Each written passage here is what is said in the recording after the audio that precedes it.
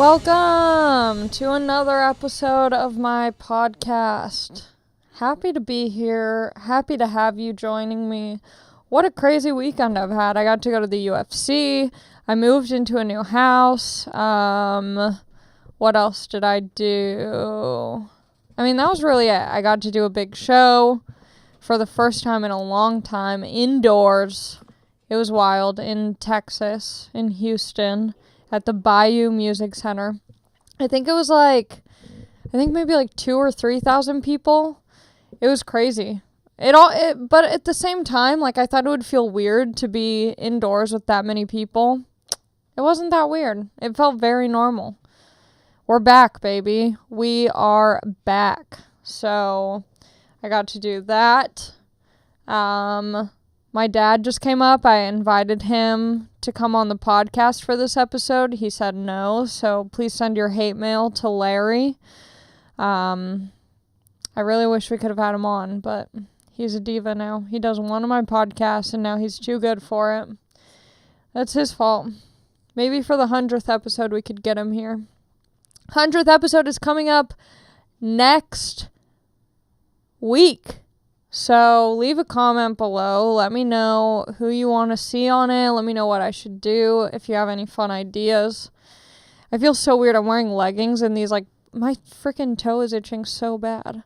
I'm wearing leggings and black socks, and now I feel like CGI or like a backstage theater hand, minus the bright shirt. I feel really weird. Ugh. I've been feeling so ugly and gross lately. I just feel when you just feel like you need to take a shower all the time? That's how I feel. I feel dirty. I don't know what it is. I feel like I need to work out more or something, or have a routine. I feel like I've just gotten so comfortable being a sack of potatoes during COVID times that now I'm still doing lazy girl shit while also doing busy girl shit. And it just doesn't mesh together. I can't do both. It's too hard. But I also don't know if maybe I'm just too hard on myself. Why can't I just be comfortable being a lazy, gross girl? Maybe I'm not supposed to be that. Ow. But yeah, I went to, okay, I guess I'll start with the UFC and doing the show with Joe. So I did Joe's podcast, I don't know, a month or two ago. And he invited me to do his show in Houston, and I was so excited. And so it finally came. I flew out. It was so nice. I got to fly first. I was in a little pod. I felt, like a princess, and got to Houston. And I don't know. The hotel was great. I got to stay in a nice room. And so then we flew in the day of the show. Santino was there. And we went to the venue. It was giant. I was so nervous because, I haven't done a big show like that in a long time. And I also, normally if I open for Joe, I do 10 minutes. So this was my first time. He said that I could do 15. So I was okay, I'm moving up.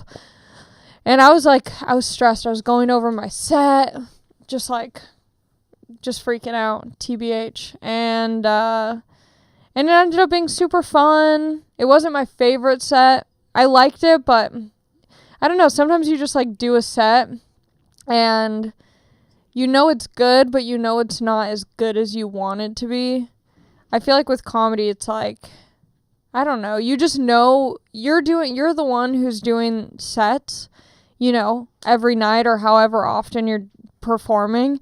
And it's you'll have one of your best sets and you'll feel amazing, but then all of the other sets that you do, if they're not where that one that you loved was, it feels like it wasn't good, And so it's really hard for me to be it was good, because I'm I know that it could have been better. And so it's just this weird mental thing of being it's fine. But yeah, it was fun. It was rowdy, wild, and then, yeah, we all went out to eat. I got to meet some fighters at dinner. It was so cool. I was sitting next to this dude, Corey Anderson, And I was just asking him all of these questions about fighting. I was like, I'm sorry, I have another question for you. I'm sorry, I have another question for you. And he was so cool. I want to watch him fight. Yeah, and then the next day I got to go to the UFC, which was crazy. This was my second time ever going to the UFC, and I'm totally spoiled because I get to go with Joe, which means I'm like right in I'm right by the octagon. I see everything. It's insane. And the energy there is so fun. And that was also crazy because that was like, I don't know, probably 15,000 people inside of an arena, and like no one has to wear masks, and it was wild. It was wild. I got a hot dog. I got some tenders. I was doing it up. So I got to go to that, and the fights were really fun to watch. I don't know enough about fighting and like the UFC to like really get into some sort of educated discussion on what went down, but people got beat up, that's for sure. People got hurt. I was watching one, so the main card event was this dude Mike Chandler and this other dude Charles Oliveira, and I don't know anything. I'm not like going into it, I'm never like rooting for one person over the other unless it's someone that I already know, but I only know like 3 fighters, so the chances of them all fighting at the same time is rare. So when Mike Chandler and Charles Oliveira got up, I didn't have like one over the other, but I think Charles Oliveira's like walk-up song was some like Brazilian like worship music, and if you listen to the pod and you know me, I love worship music. It's one of my favorites. So as soon as I heard his walk-up song, I'm like, that's my boy. He's praising God right now. And I don't really care about all that stuff, I don't go to church or anything, but I love a worship song. That gets me pumped up. Hosanna by Hillsong United, let's go. Oceans by Hillsong United, let's go. So then, also, like, everyone in the audience, like, if there's a fight where it's one person from the U.S., one person fighting from the U.S. and one person fighting not from the U.S., everyone gets all like, USA, and like super fucking, I don't know, patriotic, and it freaks me out. When people start chanting USA, I'm like, something dark is about to happen. I don't know. The USA chants scare me. Like, I'm all for being patriotic and being like a proud American, but as soon as a bunch of white people start chanting USA, I'm like, this is not good. So I heard that, and I was like, you know what? I want this other dude to win. I want the underdog. I don't even know if he's an underdog, but no one's chanting Brazil, Brazil. So I'm like, I'm going to have this dude's back. And lucky for me, he won. And there's this video on like, I posted on my Instagram story, but let me see what, it's like called, the Instagram is called MMA Sound, at MMA Sound. And, you can see me in the background. So, like, right behind the ring on the left, you see me. I'm in this, like, white shirt. And I can't sit still. I don't know how people are able to just, like... Because Halle Berry goes to a lot of fights, which is random. Like, you wouldn't expect her to be at the fights. But she goes to a lot of fights. She wasn't there at this one. There were no, like, major celebrities that I saw at this one, which is kind of a bummer. Because I love, like... just creeping on celebrities and watching what they do and what they eat and all of that. I was thinking that the whole time I was watching. There were no celebrities. Allie's probably fucking pissed. Yeah, I was bummed. One of the guys who was working, one of the, like, I don't know what he does, maybe, like, producers, he was sitting by the octagon with a computer. He came up to me and he goes, I thought you were Billie Eilish. I was like, sir, stop. I was surprised, though, because when I have brown hair, no one says that anymore. Bummer. But he did, so I was like, okay. I was also wearing this, like, giant button-down shirt, like this vintage Prada shirt that I got from one of my friends, and on one side it looks like an Affliction design, and on the other side it's, like, lipstick bottle tubes. So I was trying to wear, like, an aggressive shirt, because I feel like UFC is aggressive, like, you show up, you, like, I don't know, I don't want to wear, like, what I'm wearing right now. I want to, like, wear something fun and exciting and weird. So I was wearing that. So maybe that's why he thought it. I don't know. But yeah, I was looking around. There were some like other people there who everyone was freaking. Chuck Liddell, everyone was going crazy for Chucky. And then Goldberg, the WWE fighter. Yeah. He was there. Everyone was going crazy for him. That dude Goldberg, he's a big man. He's large and in charge. And when I saw him, I'm like, he seems like he would be a good dad. Some people just have the face, like, he seems like he would be a silly, fun, supportive father. He gives that vibe. Chuck would be like a cool uncle, I think, maybe. But he would be doing his own, I don't know. Yeah, I feel like he'd go to the barbecues. But, yeah, there was no, like, sexy celebrity action that I could, like, you know, eavesdrop on. So then the fight. So in this video, you can see me, I'm like moving around because I don't know if you've ever seen a fight. I haven't seen that many fights break out in person in front of me like that. So I'm not used to watching people get the shit beat out of them. It still is very strange to me and it stresses me out. I get so uncomfortable. I'm like, no. And so I'm like, as soon as I see like one big like punch or kick or whatever where someone gets down, I like jump out of my seat. I have to like squat, run around, like close my eyes, look. I can't just sit in my chair. I get too stressed.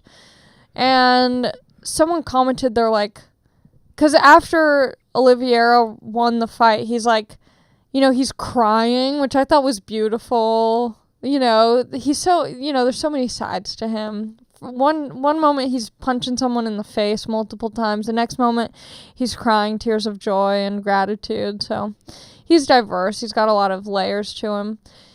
And I was like super excited, you know, it's a main card event. He just won a bonus of, you know, however much money. Who knows, you know, whatever. Like that's a big deal for him. So I'm like jumping up. I'm all excited. And someone's like, why would you like jump up and be excited after someone just got, you know, beat up? And I'm like, that was their job. Their job was to either beat someone up or get beat up. I'm not celebrating that the guy's hurt. I'm celebrating that this guy won, you know? That's the name of the game. But then I saw the next morning, I went to bed early. Everyone was like drinking at the hotel bar and I was like, I'm too tired. I wanted to order room service too because there's nothing cooler than just like going back to your room, being in a nice bed and just getting gross room service and wiping your hands on the sheets and just being disgusting. So that's why I was like, I have to go. I can't be here anymore. So I got room service. I couldn't even I had so much adrenaline though, like I couldn't even fall asleep. And then I had to wake up early to leave the next day. And so I was so tired in the morning and I tried to leave early so I could get breakfast at the hotel. And so I get there and I'm like trying to order something quick and I go to the bathroom and I get out of the bathroom and I look and Mike Chandler is at the hotel place having breakfast with like his family or something, and I wanted to go up and say something to him so badly, but I got so nervous. But then I was like, why is he up so early? Like he just lost a main card event. Like I was tired just watching everyone, you know? Like how is he awake this early? And someone messaged me and they were like, because I had a joke like, why is he waking up so early? Is he trying to fight, you know, the morning or something? It was funnier on Instagram stories, but someone was saying their bodies are so like hurt after they fight and they have so much adrenaline that like it hurts to go to sleep, you know, their bodies are like in pain. So I'm like, damn, that fool just pulled an all-nighter. And I wish I said something, but I don't know, I got nervous. I was going to say, it was such a pleasure to watch you fight last night. I can't wait to see you fight again. I'm such a loser. I get so excited about that stuff. Fighters just like impress me. Like when Joe said that everyone was going to get dinner and like his fighter friends were joining, I instantly was like, really? Fighters are going to have dinner with us? Because that's just like imagine if I did stand up and every time I performed I had to get punched in the face. I would never want to perform. Like I would be like, you know what? I'll be a hairstylist. I don't need this. And their job is literally to get hurt. Hopefully they don't, but like their job, they know that some pain and maybe serious injury is going to happen. And they're like, yeah, this is what I want to do. This is all I've ever wanted to do. This is what I'm passionate about. I don't know. They just like, I don't want to say that they're gods because that's a bit excessive, but like, I don't know. They're gladiators. They're strong. You have to be like mentally and physically strong. That dude got his arm broke and just didn't even flinch. Jacare. Yeah. Yeah, I didn't. That was the thing. My friend Anthony texted me. He was like, oh, did you hear the snap? Because I heard everyone in like the stands and stuff go, ah. But, you know, when you're like right on the floor by them, like it's kind of hard to tell exactly what's going on. When you're up in the stands, you have kind of a better bird's eye view. I couldn't tell what was happening. I just heard everyone go, oh. But I guess, yeah, when you're watching it, you can, and I watched the video afterwards because I'm like, I need to hear what the snap was all about. That was rough. Rough. And like I always say, like I think women are stronger than men in some ways. Like in basic ways, like we can give birth, whatever, that's great. But like we can get like waxed with no problem. I feel like guys are just more sensitive in that sense. But then you watch those fighters and you're like, yeah, I mean, I can't do that. But I feel like maybe, yeah, I don't know. Oh, it freaks me out. When I was watching, I was like, my butthole sweating. My body kept like doing this. I would be like, ah, like, oh, it's such a crazy sport. And now I'm all fired up. I want to like do jujitsu again. But I was looking good at the fights. I had my makeup on point.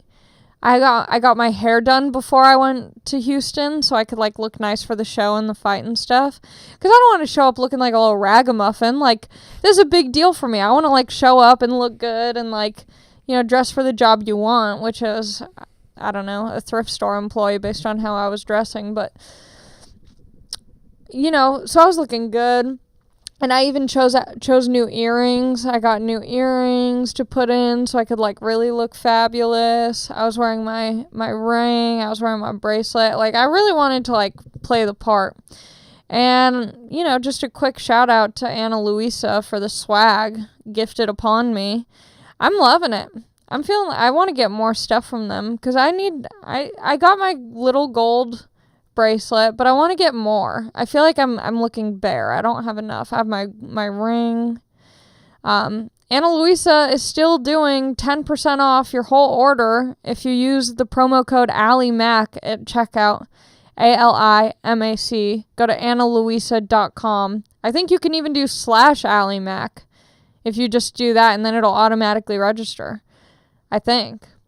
But if you use promo code at checkout, AliMac, you'll get 10% off. And they have a good range of stuff. Like, there's like very affordable things. They're all sustainable and eco-friendly and all that jazz. Like, they really care about what they're doing in their product. And so, I don't know, get it for yourself, get it for a lover, get it for a friend. I don't know, it's nice to just have. Get it for your dad. I think Father's Day is coming up soon. So maybe, like, in your dad's older age, you can make him, like, a ring person. Maybe he can, like, get into rings or something. Check it out. They have a lot of stuff. Yeah. So I was looking good. I was iced out. Plus, I got my grill. I got my 3-tooth grill. I don't know if I like it. I don't know when I'll ever wear it. I don't want to be the girl with the grill in. I feel like I don't know. I'm having an existential crisis about the grill. It's just so aggressive. Like, I feel like on me, like, who am I trying to be? I kind of like it, but I don't know. I feel like it would be cool if it was just on one tooth. But also I have big ass chompers. Like, I got big old, you know, tree chopping teeth. I'm like a beaver, you know? Like, I can gnaw in on something. Like, I could build a dam with my teeth. I got strong, big chompers. So the grill is just, like, so big, it feels weird. It makes me feel like my teeth are even bigger than they are with the grill in. Plus, I got, like, I wanted to match my Ana Luisa. Oh, also, if you don't know how to spell that, it's ANALUISA. analuisa.com /ALIMAC. Plus I got the grill to match my Ana Luisa jewelry, so I got, I think, yellow gold grills. I don't know. And now I feel like it gives people the impression that I'm like balling out. I can't have that. I might be asking my dad for rent money next month. I don't know what the future holds, but I'm not going to stop myself from getting a grill just because I don't have money. You know? Why save when you can, why save money when you can just look like a hype beast? Yeah, I don't like leggings. I feel like I'm in like musical theater right now. Ugh, I feel like a loser. Oh yeah, and then, I mean, talk about feeling like a loser. I went to, when we were at the hotel, I think it was the day of the show, or maybe it was the day of the UFC. I think it was the UFC day. Joe was like, oh, I'm going to go work out at 11, and I was like, yeah, I'll work out. I'm not afraid. All I had was Converse. I was on a treadmill for like 10 minutes. I'm like, I give up. I can't do this. I tried that. I did some planks. But I feel like I need to start doing that regularly. I need to take care of my body, you know? And I feel like it'll put me in a good mental space, you know? Everyone says that it does. You hike and stuff, right, Anthony? Mm-hmm. You go on hikes? Mm-hmm. You were doing that like almost every day at one point. When I was out here, yeah. Are there any hikes in Corona? Yeah, there's one right by my house. Oh, that's great. Yeah. Nice. How often do you do it? Not as much as I used to. Yeah. But still like once or twice a week. I was doing it like every day though. Yeah. Do you feel like it helped you? Like, did you feel better doing it? Yeah, there were days when like I couldn't get to it because I was busy. Yeah. I'd be like, shit, I just like want to go hike. Because it's a weird like high that you get. You know? Well, and like it is fucked up, but anytime I ever go on a hike, I go, I bet not a lot of, like, I bet, you know, you get like, it's almost, I think it's kind of messed up though, because I get an ego from doing it where I'm like, not a lot of people would be hiking right now. And I'm like one of those people. So many people. There's so many people hiking, but also like, I wasn't, like, I'm not a hiker. So I don't know, maybe it's not that bad of a thing, but it does make me feel better to be like, I hiked, and I'm sure a lot of people didn't today. Yeah. But it's also like I'm the one who's not hiking, you know? Like when other people say that, they're talking about me. Mm-hmm. Like, I hiked, a lot of people didn't. Allie. I don't know. I just feel like I need to take better health of my body. And I think it helps clear your head because you're not like just on your phone. I've been on my phone so much. My screen time is at, I think, like 7 hours a day. That's a lot. I'm on my phone so much. It's not healthy. I guess this is a good time to talk about BetterHelp.com. Speaking of getting out of a bad headspace, BetterHelp is so graciously sponsoring this episode of the podcast, and I'm very grateful because I think it's an incredible service that should be utilized by way more people. BetterHelp is an online therapy, you know? It's not like a crisis hotline or something, but it's a way to get connected, find a certified therapist, and just start talking. And I don't know, I think a lot of people are scared. I think there's a lot of like stigma and shame for trying to get help. But I think BetterHelp makes it really easy and simple to do it. And it's in, you know, the comfort of wherever you want to do it from because it's online. And if you're not vibing with the person, you know, with the therapist you have, you can pick a new one. They have a bunch of therapists.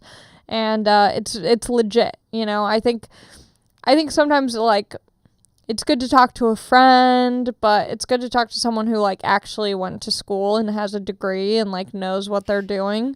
So if you go to BetterHelp, BetterHelp.com/resting, you can get 10% off your first month. And I don't think it's not one of those things where you, like, have to commit to it. Like, you don't have to be in it for a certain amount of time, but, like, you might as well try it out. And it's cool because you can do couples therapy with BetterHelp. You can do, if you have a child, you can have them do it. And yeah, I used to go to this I think I talked about it last time, this therapist, Carol. But I was a kid, so I didn't really know what to say. She'd be like, how was school? I'm like, I don't know, Carol. How's your life? I start asking them questions. I'm like, why do you think you chose this profession, Carol? You nosy bitch. I didn't know what to do, I was young. But now, therapy is great because I know myself better. I can be honest. I don't feel like afraid to share things. So try it out. If you're feeling weird, if you want to get off Instagram for an hour, try talking to someone online, a therapist. BetterHelp, HELP.com/resting. 10% off your first month. Yeah, I think it's great. Have you gone back to see the therapist? Mm-mm. No. My girl's still doing it, though. Oh, that's great. Mm-hmm. Yeah. It really can be helpful. I think there's different kinds of therapists. Like, I feel like some are more involved. Like, they'll give you suggestions, but I know some people don't want suggestions. Like, sometimes you just want someone to, like, unload to. And so, because you don't want to, like, bother, like, your friend or your boyfriend or girlfriend or, like, your parents or something and be like, this is what's wrong at work and, like, this is why I hate this person. Like, they don't care. They'll nod and agree and say, yeah, that must be hard or whatever. But I think it feels better to talk to someone at BetterHelp, HELP.com/resting. So thank you to my sponsors, Ana Luisa, BetterHelp. These are all brands, companies I love, so I'm excited for the upcoming sponsors too. We got a lot of good ones. I'm excited. I feel good about it. I like the things that they do. I'm excited for you to hear what we've got coming up. I want to see if there's is there anything else I should talk about the fights or anything? What other fighters were at the dinner? Hold on, because I feel bad. I forget the other guy's name because I was sitting there? No, I was sitting right next to Corey, so I was mostly talking to him. It was him and his friend and another guy. He seems like a nice guy. Corey? Yeah. Do you know who he is? Yeah. Corey Anderson, right? Yeah. He went to Bellator. Oh, he's in Bellator now? He's in Bellator. And he was saying that Bellator is better because they pay way more. They pay way more and they, like, take better care of their fighters. Yeah. It just sucks that Bellator doesn't get as much hype as the UFC does, that's right? That's where Michael Chandler came from. Oh, really? Michael Chandler was the face of Bellator. So that really sucks that he switched to UFC and then didn't win. Well, he to make that bonus. He sort of retired, and then people just kept talking about him like, oh, you should come to the UFC because his Bellator contract ran up. Yeah. And so Dana offered him something and he took it. But like he was saying, he is on the back half of 30. Who got called? Was that him who got called out for Dana White privilege? Yeah. Yeah. Mm-hmm. That was a funny one. He was the face of Bellator for so long. Wow. Like whenever you saw Bellator, it was always Michael Chandler. Dang. Yeah. Where's he from? North Carolina, I think. There was someone who was fighting from LA. I was hoping to like see them on my fight or something. On my flight. Oh, okay. The other guy who was there was a guy named Carl Baby K. Carl Robertson. I've heard the name, but I can't think of the face.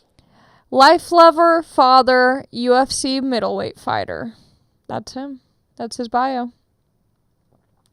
He's a little cutie.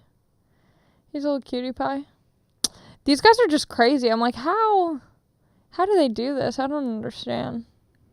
Good for them, Yeah, but they were cool. I was like starstruck. I didn't even know who they were at first, and I was starstruck. That's the cool thing. That's why it's fun, because I don't know anything until I like go to the events and or meet them or something, and then I feel super involved. Mm-hmm. But it's like nice not knowing and then learning throughout the process. Okay, let me see if there's any questions on Instagram. Really quick while you're looking, do you want to talk about the Tony thing at all? Yeah. Okay, well, I feel like everyone knows, but if not, I guess I'll just give a rundown. I guess just skip this part if you already know. So, Tony Hinchcliffe, of Kill Tony success, he has been a huge help to me. You know, I got my start being a newcomer in comedy as a regular on his podcast, Kill Tony. If you don't know what Kill Tony is, it's a podcast. It's like an open mic, essentially, and Tony's the host, and people sign up to do a minute of stand-up in front of Tony and whatever guests he has on. And I was a regular, which meant every week I would go up and perform a brand new minute of this podcast. Through doing Tony's podcast, he's the one who introduced me to Joe and, you know, kind of was telling Joe that I was funny and that he should, you know, be able to see me perform. And that's how I got to open for Joe locally and, you know, whatever. So Tony's been an extremely helpful dude. Tony's, you know, I think everyone is multi-dimensional. Everyone has a lot to them. And I think Tony's stage persona is that of, like, this tough, macho, like, you know, like, roasty, like, confident, all, like, kind of like this assholey type. But really, Tony's so helpful. Like, when I was a regular on Kill Tony, I had no money, and Tony would let me, like, help him with his website or, like, you know, help him, like, almost like be an assistant for, you know, money. So I was able to, like, get money, hang out with Tony, and, like, you know, he's always been very helpful and nice. And I think, like, offstage Tony is a very different, not very different, but, like, you get to know him more and, like, see all of the different sides to him. And so he is in Texas. He moved out there. He did a show. It was, like, one of those showcase shows. It wasn't his show. You know, it wasn't his lineup. It was just, he was dropping in on his friend's show, and he was doing a show with Rogan right after, and so he tries to get up early. He goes up after this comic named Peng Dang, who I actually have done a show with Tony and him before, because Tony was performing in Houston on New Year's. I think it was, like, 2019 going into 2020, or maybe it was 2018 going into 2019, and Tony was headlining. He brought me with him for this New Year's show, and it was a club in, I think, Houston, or I think it's Houston or Dallas where he's from, Peng Dang. I don't know, it was whatever, like, local scene Peng does comedy in. And so Tony had him host the show because he's a local, it's his home club, whatever. So we all did the show together. It was fun. Everyone was joking around backstage, like, you know, like, everyone was, like, joking around, like, backstage banter, where, like, I think Tony even, like, you know, made fun, like, not made fun of, but, like, we were all being comics backstage and, like, you know, taking jabs at each other, hanging out, having a good time, having some drinks. It was all fun, you know, and we hung out after the show for a while on New Year's. Like, everything was good. And so I met Peng that night. And Tony's known him from him doing Kill Tony and stuff, this guy Peng. So anyway, I guess, you know, Peng had a set that was very, you know, I don't know. I don't need to get into it. I feel like you can watch the set. Ari Shafir posted the full thing on YouTube. It's Peng's set and then Tony's set. Peng got footage of it, which was supposed to be only Peng's footage, and then he ended up, you know, obviously using Tony's footage to make this video and kind of paint Tony in this very, like, racist and, like, bad light. And when you just watch the video of it, it's bad, you know? It's a bad video. It's like, oof, like, yikes. But And even when the video came out, I'm like, geez, I wonder what the context was. I'm like, I can't even imagine a context where this fits or makes sense. And I was like, this is bad, you know? But at the same time, like, this kid shouldn't have filmed anyone else's set. He shouldn't have posted anyone else's set. If he had an issue with Tony, he should have said something after the show, and, like, Tony could have chosen to react however he wanted to react. But, like, if you have an issue with someone, like, talk to them about it. If you talk to them and you still are like, you know what, fuck it, I'm posting this, then okay, whatever. At least the person knows that you don't feel good about it.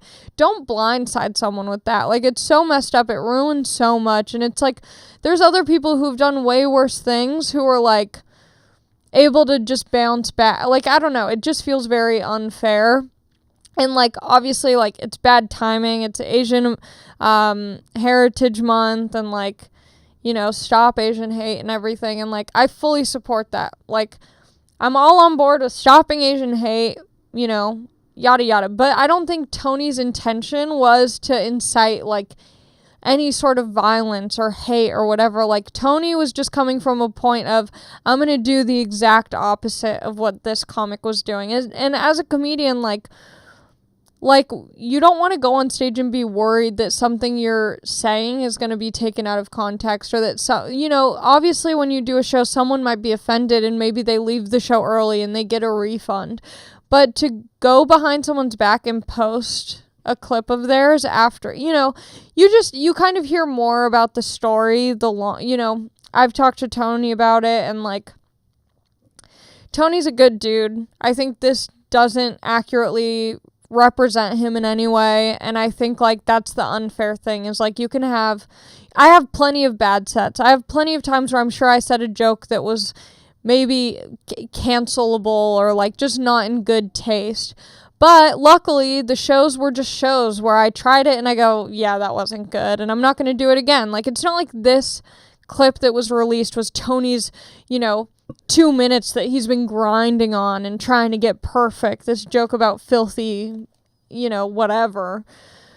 So I just think it's, like, really unfair, and, like, it just sucks that I honestly think that this dude Peng probably feels pretty bad about it, and he realizes, like, that he shouldn't have done that. And I think at the time when you have all those feelings and you're like, this is hurtful to hear, it can be very easy to just go, I'll release the footage, like, you know. Was Tony headlining that show? No, he was just doing a spot. It wasn't his show. I think it was, like, one of the Red Band secret Death Squad shows. So it was, like, a, you know, a big lineup of random comics, like, right. So it wasn't like Tony booked this guy. It wasn't That's still like sort of like Tony's audience, right? The Death Squad. Yeah, for sure. Yeah, so it's just weird that someone was even, like, it was weird that someone's filming. You would think that they would know not to, like, film. So the comic Peng, he asked someone to film it? He asked the manager at Vulcan, hey, can I film my set? And the manager goes, yeah, just make sure, you know, it's just your set, you know, edit out, you know, whoever was before you, or someone sitting in the audience. So it was his friend who was filming it. Oh, okay. So his friend was filming his set, because obviously, like, when you do stand-up, you either record your set on voice memo or you film it so you can try and get a clip out of it and post that later. So his friend is filming his set, which is no problem, you know. He got approval from the manager. The manager said, yeah, just make sure, you know, you don't keep anything else in it, like just your set. And so then Tony's trying to get to another show, so he has to go up early. So he goes up right after Peng. He's watching Peng's set. And he's realizing that Peng's doing a lot of, like, you know, stereotypical, like, Asian jokes and talking about Asian hate. And so Tony's like, okay, this dude's doing, like, in his opinion, like, very hacky premises, and whatever. Since Tony knows him, and whatever, he felt comfortable probably saying that, thinking that Peng's not going to get offended because he's a comic. Yeah, and he's thinking, like, oh, well, this guy's going all in on, you know, sympathizing and doing the, like, white people are bad spiel, whatever. You know, I wasn't there, so I can't really say. I'm just saying, like, from what I've heard from Tony and maybe his opinion, you know, I don't know. I can't speak for Tony. Like, I don't want anyone to say, oh, well, Allie said it, so, like, that's what was like, I don't know. Whatever. This is how I interpreted it. He's hearing him doing all this stuff, so he's like, oh, well, the funniest thing to do is go all the way on the other side and be like the bad white guy that he's talking about. Mm-hmm. And obviously in that clip, it doesn't show the, you know, back and forth. And when you're at a comedy show, it's like, I don't know. I just think it's messed up on both ends. Like, what Tony said wasn't the funniest in the beginning, but, like, you know, that's just that's what comedy is. Like, sometimes you fuck up. And people always say, like, oh, like, I don't know. Sometimes you just miss the mark. And it's not fair to be punished for having that. And Tony, I just think it's hard because no one knows who Tony really is. You know, I'm sure a lot of people do, but, like, the people who are watching this clip of him, they don't understand the full scope. And, like, it just can be really damaging if, If people aren't allowed to, like, speak freely and openly and make mistakes, like, I think that's just the hard thing about now is that, like, if you make a mistake, it's just over. Like, you can't have an opportunity to say, like, yeah, I can acknowledge that that wasn't maybe the right thing to do in that moment. But it's also, like, this dude shouldn't be posting clips. No one should be recording at a comedy show. Like, no, you know, like, it's just, no one should be recording at a comedy show. If you're going out to see comedy, enjoy it. And if you don't like what the comic is saying on stage, whatever, another comic will be on stage after. Like, that's all. Like, I don't know. It's just, yeah, it's a shitty situation. But, and then it makes, yeah, I'm sure it makes a lot of other comics nervous. Like, oh, I'm not going to try this new joke because it might offend some people. And it's like, no, you can't do comedy to please everyone. There's not going to be comedy that makes everyone happy. I don't think people should say the C word on stage all the time. Like, I don't think that's taking a risk by saying, like, you know, an offensive slur about a group. But, like, that's Tony's thing that he can figure out on his own. You know, that's the audience. If the, you know, whatever. It's just like, it's not up for public debate, you know, based on someone's performance. And it's like, you know, Tony did a set right after that at Joe's show.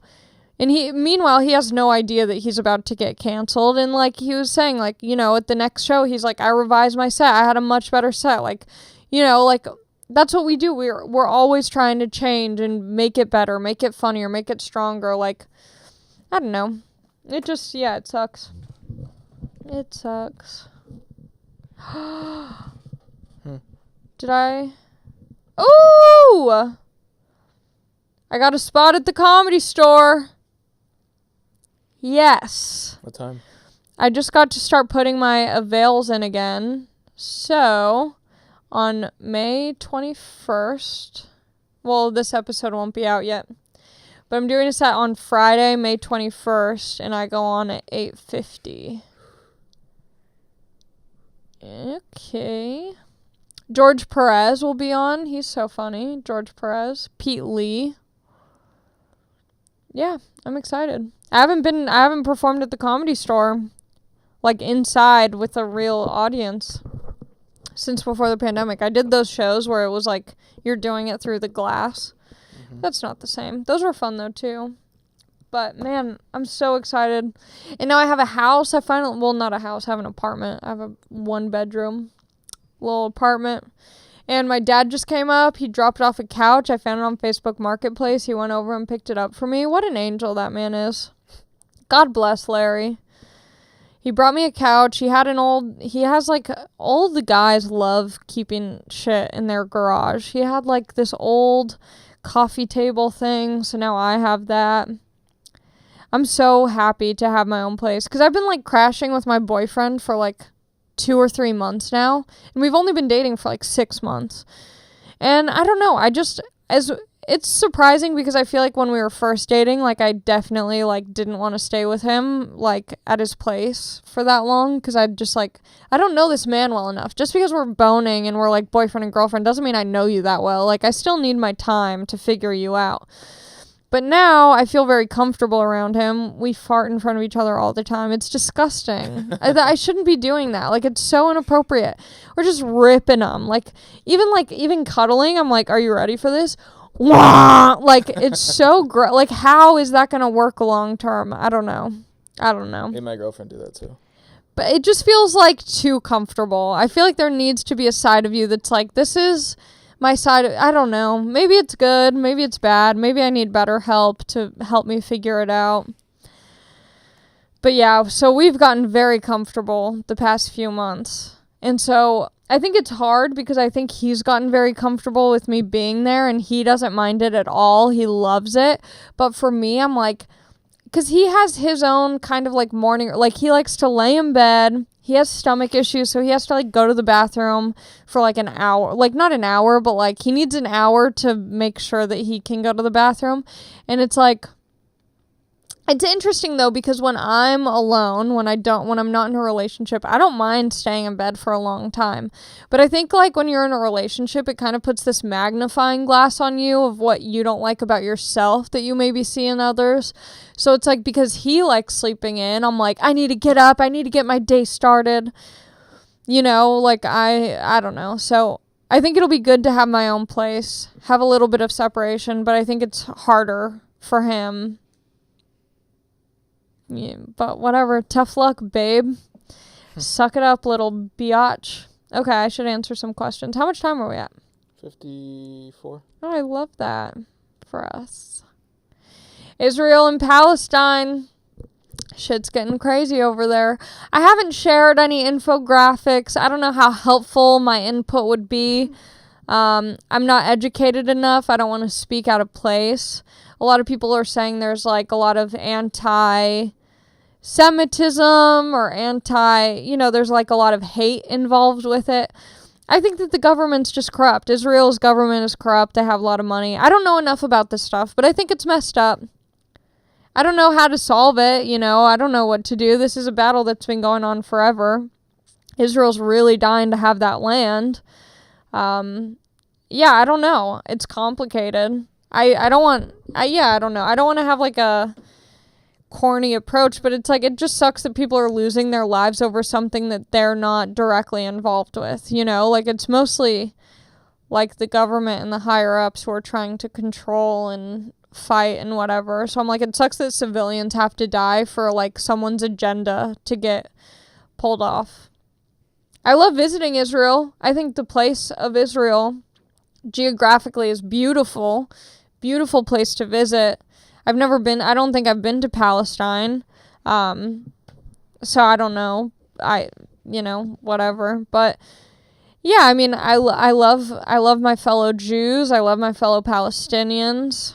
Yeah, I just think it's fucked up. Like, it's so messed up. Like, imagine if Texas was sending rockets into California because we were liberal pussies. Mm-hmm. And we're like, oh, okay, but like that, why? I don't know. Like, imagine if that was happening here. Like, I would be distraught to know, to be in that much fear. Yeah, I don't know how else to elaborate on that subject. I can't. I don't think anyone's listening to this podcast to be enlightened about the Israel-Palestine conflict, Mm-hmm. So sorry if I didn't have anything else to...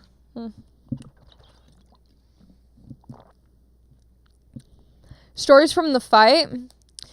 Oh, you know who I really like? Barboza. He's so hot. Ooh, he's so hot. I saw his abs up close and they were all oily. I think they put oil on their bodies or something. It's called sweat. But this was before the fight. They don't put it on their bodies. They put it on their face. It's not they put oil, like the Vaseline on their face. I don't know. Well, maybe he was just sweaty. But boy, he was glistening. And I was like, I'm rooting for you now. You're all I care about. And that one dude, Daniel. I think he got Daniel. Was he fighting Tony Ferguson? Daniel something? No, Benil. Benil. Benil Dariush. Ooh, he's also yummy. I thought he was gonna like need a translator and shit, and then he just talked like me. Yeah. Like after the because his name's Daniil Dariush and he's like from Afghanistan or whatever, and then it said, is he from Afghanistan? He's Afghanistanian, I think. And then it said like fighting out of Orange County, and I was like, a lot of those guys do that or whatever, And I thought when he was like gonna talk, he was gonna sound like a deep voice, like. The people with the translators, I'm like, how are they? Because the fighters will talk for so long, and then the translators like they would like to thank God. And I'm like, they said a lot more than that. Yeah. That sucks, though, having to have a translator. Because then you're like, what are they missing that I'm saying? I don't know. But there was some Swedish dude. He had a shaved head. He was wearing white shorts. I think he was Swedish, yeah. Was he early on? I don't know. No, I think he was like kind of middle later. But I was there for like the prelims. I was there for everything. So to me, it felt like later. But it was crazy because his coaching team, like the 3 people on his side, they were all like, it sounded like they were speaking whale, because they had the craziest accents. That must be like a nice advantage. Like the other person doesn't know what because I always imagine it must be hard if you speak the same language and then both teams are like saying like grab the leg, and then you're like, well, he's about to fucking grab my leg. Fighters have talked about that a lot. It's crazy, especially during COVID when they didn't have an audience and you can hear everything. Are yelling, they can hear everything. Yeah. So it just adds some other element to it. Yeah. What restaurants did you go to in Houston? We only went to one restaurant.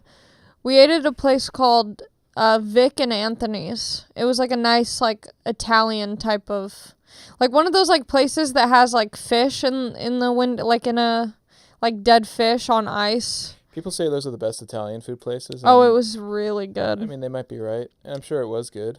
It's annoying when you get to, like, have dinner with Joe and everyone because it's always super nice, but it's annoying when you're, like, on a full stomach because then you're just, like, powering through because you're like, I don't know when I'm going to have a meal this good again.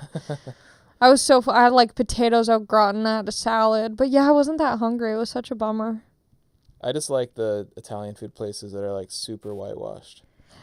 Like Olive Garden? No, I fucking hate Olive Garden. Just, like, when they have, like, when their main dishes are, like, chicken. Like chicken fettuccine? Yeah, like if you go to certain like in Temecula, there's a lot of good places like that. But like certain Italian food places, you know it's legit when they just have a lot of seafood and they don't have Alfredo. Yeah. Because Alfredo's like a very American thing. Yeah, I love Alfredo. Me too. Oh, I love it. I didn't realize how easy it was to make. I made an Alfredo at home. It's so easy. You just put like a barrel of milk and a barrel of like butter and that's like it. Yeah. And cheese, just a bunch of cheese on top, like Parmesan. Yep. And you melt it all in a saucepan. It's so easy to make Alfredo sauce. I didn't realize. Like, stop buying it. Make it. It tastes so good and you feel like you're freaking Italian or something. It's incredible. I was very impressed. You could add little spices in there. I love carbs and pasta. I need to work out. It's going to get bad. And I'm, like, not even that young anymore. Like, people aren't, like, impressed when they see it. They're like, whoa. Like, when I was younger doing stand-up, people were like, wow, that's awesome. And now they're like, yeah, okay. Ugh, I hate getting old. Favorite fast food item from Sonic? It's hard because there's not a lot of Sonics out here, so I don't get to go that often, so I don't know what my favorite items from Sonic are. I do know that I love Sonic. I like their mozzarella sticks. I like their tater tots with chili cheese on them. Oh, hell yeah. Oh, it's so good. I just love like dirty shit. Like stuff that you see on the menu and you go, "Oh, that might give me diarrhea." That's the stuff I want. I want to be like a little bit scared about what's going to happen to me later. I'm the same way. Someone asked, "Why is your head so big?" I don't know. I think it fits my face, though. I do have a big head, but I feel like it all fits. Like, people are like, why are your eyebrows so thick? And I'm like, if I had thin eyebrows, I have a large face. So if I had thin eyebrows, it would look very disproportionate to my face. You know what I mean? I think my head sometimes is a little bit too large, but I look bad with bangs, so you just have to accept me for who I am. Sorry, B. Ryan V. Hater. Would you ever fight in MMA? I don't think I can. I don't have it in me. Who do you think Oliveira should defend his belt against? I don't know. See, that's the thing. I wish I knew. I wish I had an answer, but I don't know that many fighters. They're saying Masvidal? No. Askren? Different weight class. No, oh, they're Askren's different weight out class. of the UFC. No, they're saying Askren's out? Yeah. He's done? Sure. Yeah, for sure. He Damn. retired after he got knocked the fuck out. Yeah. I saw that. Yeah. I was there. People are saying that the winner of the Conor McGregor and Dustin Poirier fight. Oh, yeah. What's that guy's name? Khabib? He's out, too. Oh, my God. Habib. He retired. Weren't they saying McGregor and...